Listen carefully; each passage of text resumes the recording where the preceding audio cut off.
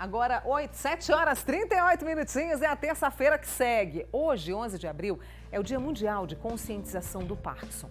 E estudos mostram que a atividade física tem um papel importante na qualidade de vida de quem tem a doença, a síndrome. Nós convidamos o neurologista Facundo Burgos Ruiz, que está aqui com a gente hoje justamente para falar, ele, né, que cuida de tantos casos. Facundo, obrigada mais uma vez por atender o convite. Bom dia, Mônica.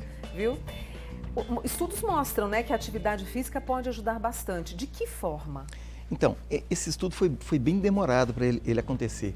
Ele aconteceu com uma das maiores, ele foi organizado por uma das maiores associações que estudam essa doença, que é a Parkinson's Foundation, lá dos Estados Unidos. E eles fizeram um trabalho que começou em 2009 e foi até 2021. Então, mais de 12 anos de pesquisa, com mais de 13 mil pacientes com Parkinson. E eles perceberam que algumas coisas ajudavam bastante. Entre as coisas que mais ajudaram foi exatamente o exercício físico. Veja, qualquer tipo de exercício físico ajuda, mas o que eles perceberam que é melhor seria o exercício físico aeróbico puxado.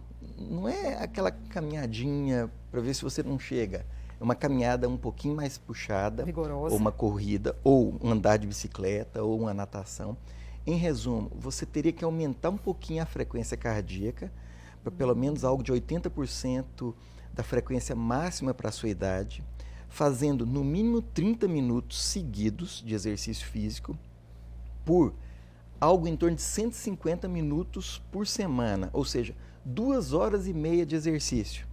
Mas sendo que cada vez tinha que durar no mínimo 30 minutos. Então, o ideal, 50 minutos 3 vezes por semana, ou 30 minutos 5 vezes por semana. Dessa maneira, eles perceberam que os pacientes que tinham como rotina fazer isso, tinham uma evolução, uma progressão da doença menor do que as pessoas que não faziam. Então, uma impressão que a gente tinha, esse ano eu faço 32 anos de formado, eu tinha essa impressão. Agora, você vê isso aí ser corroborado por um estudo tão sério desses, ajuda demais a gente a tentar convencer o paciente da importância do exercício físico. Porque nós temos que lembrar, Mônica, que essa doença, ela não tem uma medicação que impede a progressão. Tem vários estudos atrás disso, mas hoje, 2023, eu não consigo te falar que existe um medicamento que consegue parar a evolução da doença. E o Parkinson faz parte das doenças neurodegenerativas. Via de regra, um paciente vai progredir os sintomas.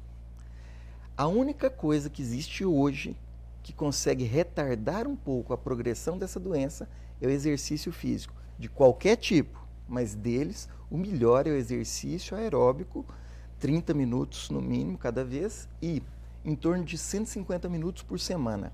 E o paciente, a pessoa que tem, né, a doença, a síndrome, ela acolhe essa necessidade diante desses estudos demorados, mas que provam os benefícios? Sim.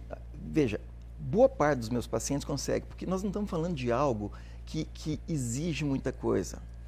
Lógico, tem pacientes que estão em estágios diferentes e não vão conseguir fazer esse tipo de atividade física, ou não tem um preparo cardíaco suficiente para isso inicial.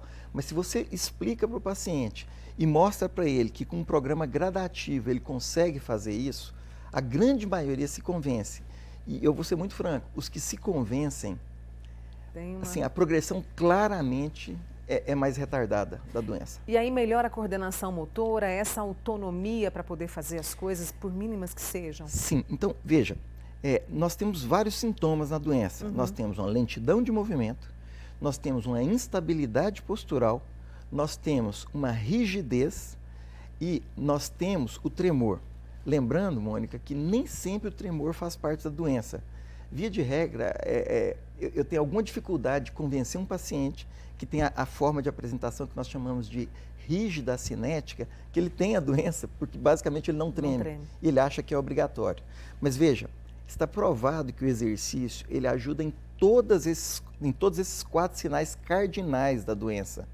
Sem contar que o exercício físico ajuda também em um dos sintomas que são até pré-motores da doença. Antes de se instalar o tremor, rigidez, lentidão e instabilidade postural, o paciente começa com a obstipação intestinal, Então tem uma mudança do hábito intestinal dele, ele tende a ser mais ressecado.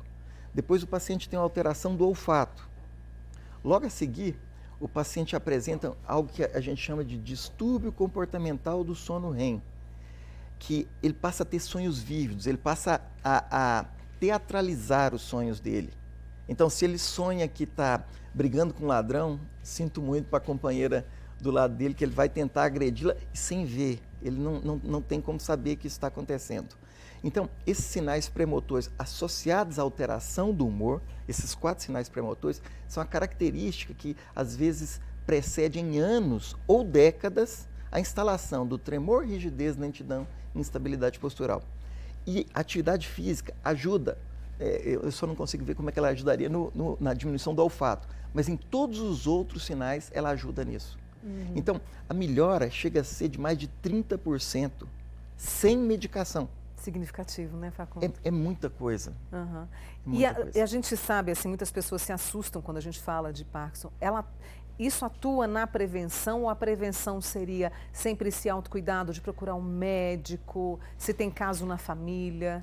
Então, essa relação familiar, ela é um pouquinho complicada, mas basicamente, se você tem um Parkinson que começa na idade média que o Parkinson começa, que é em torno de 57 a 58 anos de idade, ele geralmente não é familiar, ele é mais esporádico.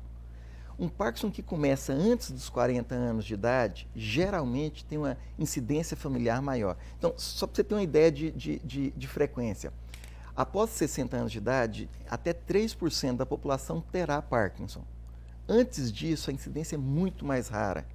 Por isso que eu insisto, assim, o Parkinson que se inicia depois dos 60, geralmente não é um Parkinson familiar. Entendi. Já o que começa antes dos 40, assim, é bom você deixar sua barra de molho, que né? a possibilidade não é tão pequena. E aí nós temos atividade física como prova aí de que pode ajudar bastante. E nesse tempo todo em que a gente está aí trabalhando com a informação pelo Parkinson, nessa conscientização, o que mais temos de novo, Facundo? Então, medicações, assim, o que foi lançado recentemente no Brasil é uma medicação chamada safenamida, mas que age num mecanismo semelhante ao que nós já tínhamos outras medicações. Ele só é bem mais potente do que as medicações anteriores que atuavam nesse sentido. Além disso, nós temos as cirurgias e foi aprovado, não faz mais de um ano, um tipo de cirurgia que barateou muito o custo, mas só serve para um Parkinson unilateral. Ele não pode ser realizado dos dois lados.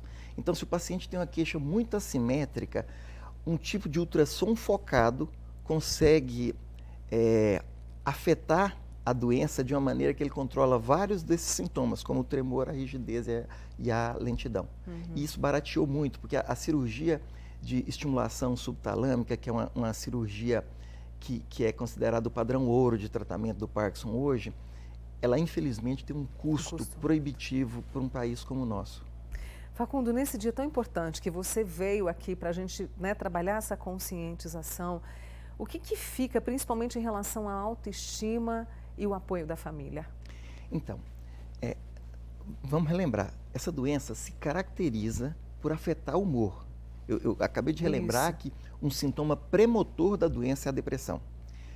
A autoestima, olha que interessante, a forma rígida cinética, geralmente ela evolui pior, mas a forma predominantemente tremoral afeta mais a autoestima. Por quê? Porque outras pessoas vão ver. E você tem que lembrar que um tremor, se você tem um mínimo de educação social, você aprende que você não deve ficar olhando para uma pessoa. Uma criança, na inocência dela, ela chega a mudar na cadeira para tentar ver melhor aquele tremor. Então isso gera uma inibição social que assim, atrapalha muito o paciente. Isso tem que ser trabalhado, sem contar as limitações próprias da doença. Mas em estágios iniciais, assim, eu tenho pacientes que eu não consigo, uma vez inicialmente tratados e fazendo um acompanhamento correto, eu não consigo diagnosticar naquele momento que o paciente tem essa doença. Então, isso acontece nos pacientes que têm uma estabilidade familiar e psicológica adequada. E isso é conseguido também com exercício físico. Assim, Você já deve ter trazido vários colegas para falarem de depressão e eles devem ter enfatizado a importância do exercício físico. Então, assim, é o caminho, pode não ser agradável, mas ele é essencial. Essencial. E foi essencial essa conversa que a gente teve aqui com o Dr. Facundo Burgos Ruiz, que é neurologista com a gente aqui hoje, tratando sobre esse dia tão importante. Facundo, minha gratidão sempre. Eu que agradeço. Viu?